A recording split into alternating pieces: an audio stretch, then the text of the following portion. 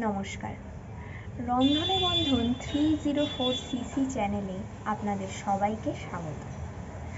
আজকে কিন্তু আপনাদের জন্য নিয়ে এসেছি একটা দারুণ রেসিপি। মূলত যারা কেক খেতে ভালোবাসেন তাদের জন্য তো লাজবাব রেসিপি আজকের বানাবো কম খরচে কিভাবে হোমমেড চিজ কেক বানানো যায়। আমরা জানি বাইরে চিজ কেকের প্রচুর দাম, অনেকেই আমরা অ্যাফোর্ড করতে পারি না। তাই বাড়িতে যদি সেটা কম খরচে সহজেই বানিয়ে নেওয়া যায় তাহলে কেমন হয়, আজকে সেটাই শেখাবো আপনাদের। আর আমি হলফ করে বলতে পারি আপনার বাড়িতে বাচ্চা থেকে বুড়ো এই চিজ কেক খেয়ে আপনাকে সাধুবাদ জানাবে। তাহলে চলুন দেখে নিই কীভাবে বানাবেন এই সুস্বাদু চিজ কেক। চিজ কেক বানাতে হলে গরম দুধে ভিনিগার ঢেলে চামচের সাহায্যে ভালোভাবে নাড়িয়ে নিয়ে সেখান থেকে ছানা তৈরি করে নিতে হবে। বেশ কিছুক্ষণ চামচ দিয়ে নাড়লেই দেখা যাবে সেখান থেকে ছানা তৈরি হয়ে আসছে। এরপর সেই ছানাটি ছাঁকনির মধ্যে ঢেলে নিয়ে চামচের সাহায্যে ঠিক এইভাবে জল বের করে নিতে হবে। দেখবেন ছানার মধ্যে যেন আর এক ফোঁটাও জল অবশিষ্ট না থাকে। চলুন দেখে নেওয়া যাক কী কী উপকরণ লাগছে। একটা জায়গায় ছানা নিয়ে নিতে হবে, butter, Milkmaid, dairy milk, fresh cream, একটা 10 টাকার মারি বিস্কুটের প্যাকেট, ভ্যানিলা এসেন্স। এবার মারি বিস্কুটগুলিকে ভালো করে মিক্সির সাহায্যে একদম পাউডারের মতন গুঁড়ো করে নিন। এবার একটি পাত্রে বিস্কুটের গুঁড়ো এবং অপর একটি পাত্রে মেল্টেড বাটার নিয়ে নিন। এবার মেল্টেড বাটারটি বিস্কুটের মধ্যে পুরোটা ভালোভাবে ঢেলে দিন। ঢেলে দেওয়ার পরে বিস্কুটের গুঁড়োর সাথে বাটার ভালো করে যেন মিশে যায় সেই ব্যবস্থা করুন।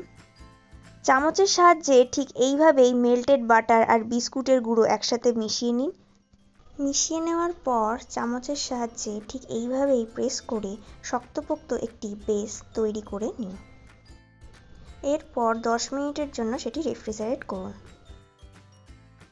এবার মিক্সিং জারে ছানা নিয়ে নিতে হবে, তার সাথে Milkmaid condense milk, fresh cream, স্বাদ অনুযায়ী চিনি আপনি দিতেও পারেন নাও দিতে পারেন, এবং vanilla essence.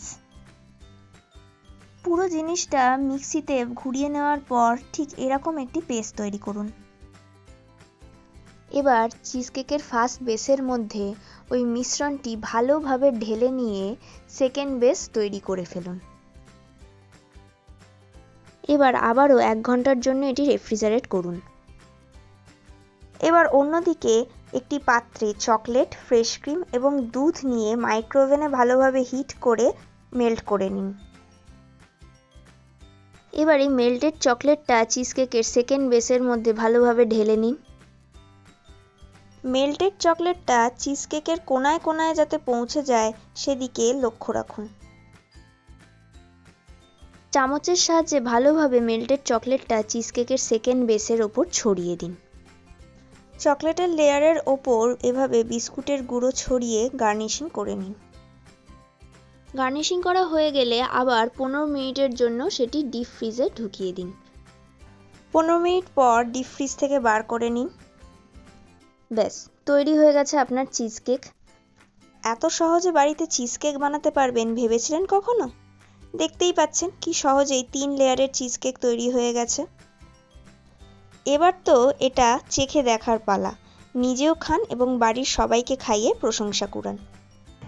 Cheese cake, cheese cake, cheese cake, মারাত্মক ট্রেন্ডিং এই চিজ কেকের রেসিপি আজকের আপনাদের কেমন লাগলো সেটা জানাতে কিন্তু একেবারেই ভুলবেন না। সবাইকে কেমন বললো তা কমেন্ট করে আমাকে জানান। রেসিপিটি ভালো লাগলে অবশ্যই লাইক করুন, শেয়ার করুন, আর আমার চ্যানেলটি সাবস্ক্রাইব করতে কিন্তু ভুলবেন না। আর আরও তাড়াতাড়ি আমার ভিডিও পেতে গেলে চ্যানেলের বেল আইকনটি কিন্তু মনে করে প্রেস করে দেবেন। তাহলে আজকের মতন এখানেই শেষ করছি। আবার পরবর্তী কোনো ভিডিওতে আমাদের সাথে দেখা হবে। আর ততক্ষণের জন্য আপনারা যদি কোনো নতুন ধরনের রান্না আমার থেকে জানতে চান তাহলে সেটাও কিন্তু আমাকে জানাতে ভুলবেন না। কমেন্ট করে সেটাও জানিয়ে দেবেন। বাই।